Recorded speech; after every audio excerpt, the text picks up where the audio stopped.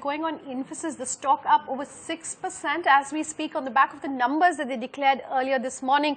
A good set of numbers. To continue discussing that and the way forward for the company, we're being joined by the co-founder and former chairman of Infosys, Narayana Murthy, who of course has bid farewell to the company as of today. With this, ending his 33-year stint at Infosys, joining us live now to discuss the way forward. Mr. Murthy, this is Sunanda. Thanks for taking the time to join us today. So I want to first talk to you about the comments that we saw coming in earlier, which said that you, Nanda and Krish, Shibu, all of you do not want to be, want to be non-promoters now going forward. Can you explain to us the rationale of that?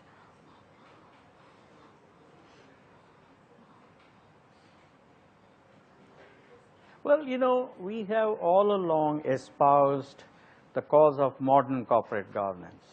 We have followed the best practices in corporate governance on a global basis. To us, I think this promoter thing is a very archaic and outdated concept. It is predominantly Indian, and it has no equivalence in modern corporate governance as is practiced in developed markets.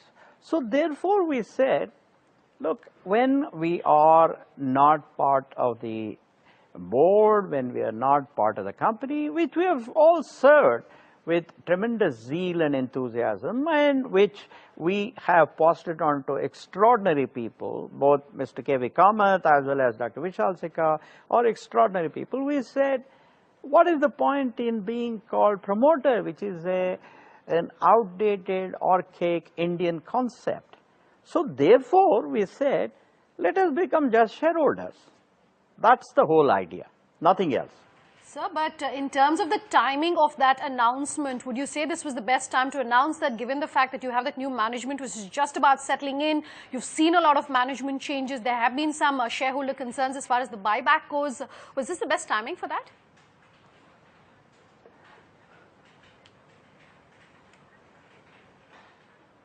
Oh, absolutely. We had a long discussion on this internally.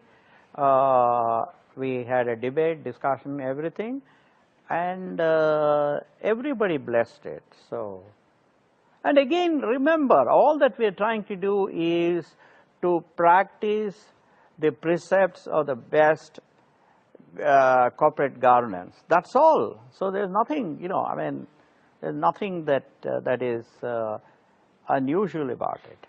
This is what we have done all along in the last 30 and odd years, and therefore this is the culmination of all of that effort. Mr. Murthy, I want to look at a little bit more closely the kind of changes that you've implemented in Infosys. Of course, more recently, we are, as Mr. Sikka said earlier today, already seeing signs of that and how it's helping to improve the company going forward.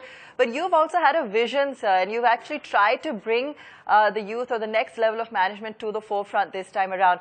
I want to get a sense from you of what you feel about the new strategy has worked for Infosys. Which parts of it you feel are already conducive to growth and the way forward?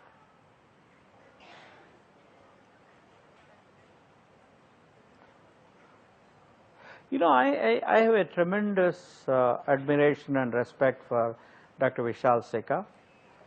I call Vishal the Professor CEO. He is a rare person in that he has excellent academic background. He has led businesses. He understands using those modern ideas in making businesses better, in bringing in new innovations, etc. So therefore, I believe that he will do a good job. I think his strategy of renew and new is a great one. And as he pointed out in his interviews earlier, anything that you start enunciating and implementing will take 2 to 3 years to show results. So therefore, we should all be patient. We should all support him. We should all cheer him, at least those of us who are his friends, you know, shareholders and all of that, analysts, etc. And that's how you will see big transformations. Mr. Murthy, you know, Infy has gone through some major learnings and restructuring in the recent past, and you've been at the helm of making that turnaround as well. What would you say are some of the key takeaways that you would like to, you know, have the company maintain as they go into this new phase under a new leadership?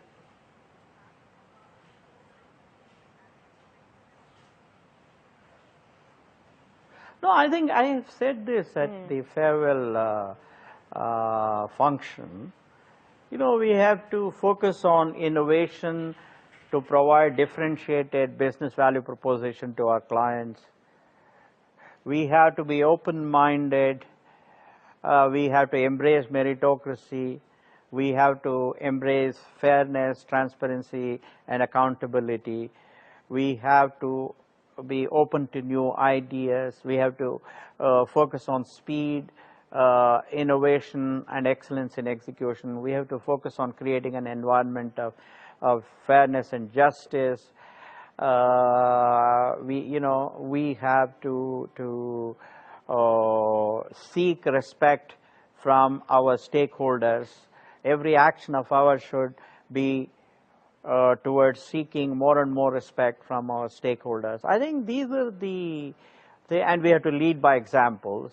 I think these are some of the things that we have demonstrated in the past, and if we continue to do that, I am positive that you know, we will get back to the good days again. Sure. Sir, I want to talk to you about that letter written by 3 of your former directors asking for a buyback. We haven't seen any comments as far as that goes, but you have seen that massive 1:1 bonus that the company has announced. I'd like to get your thoughts on that.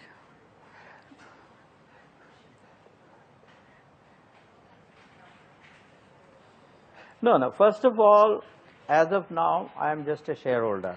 So I have no role or right to comment on those issues. Kindly talk to Dr. Vishal Sikka, the CEO, Rajiv Bansal, the CFO, and Sri K.V. Kamath, the chairman of the board. I think they are the right people to answer these questions. Fair enough. Sir, but also in terms of the shareholding pattern, you know, you've said that that will of course change. We'll have to watch for the details of that. Can you give us some indication of how that is going to change now that, you know, the founders are going to become non-promoters?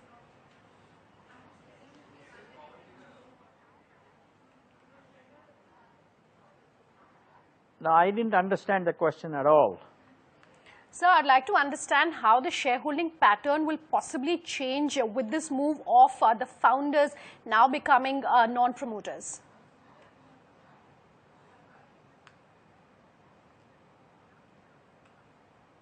No, just because we are not going to be so-called promoters, which is purely an Indian and outdated concept, how will the shareholding pattern change? Nothing. It won't change in any way. It's the same, it's either individuals or institutions, right? It's either Indians or foreigners who hold it. So I don't think there will be a change in any of those. Mr. Murthy, going ahead now, in terms of you know, focus points, as you said, it's going to take 2 to 3 years for some of the new strategy to reflect. But in terms of what we need to see Infosys concentrate on to reach that and to once again be, you know, proclaimed as a leader of the industry with, you know, complete clarity as is the intent, what would you say should be the main areas of focus going forward?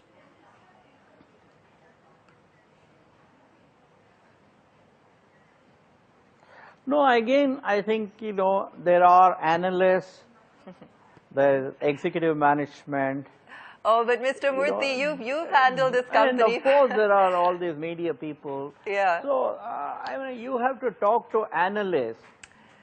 But Mr. Murthy, in your wisdom, in your experience, experts, rather than to the average Joe, right. No, but it sure. is not Right. proper on my part to comment on what the company should do or should not do from outside. Fair I enough. think I should cheer these people. I should pray every morning that God gives these people even greater strength to do better and better things. That's all what I will do. I am not going to sit outside and comment and saying they should do this, they should not do that, they should do the buyback, they should do this, they should do that. I don't think I'm going to do that. Fantastic. Let me be very clear. Right. Mr. Murthy, you're leaving the company in good The hands. I only understand thing that. I can do is to encourage these people by yeah. But Mr. Murthy, then let me ask you this. I'm going to let you complete that thought. But I also want to ask you, now that you are going to have, some time to yourself, now that this is behind you, what's next for you? What are you looking forward to?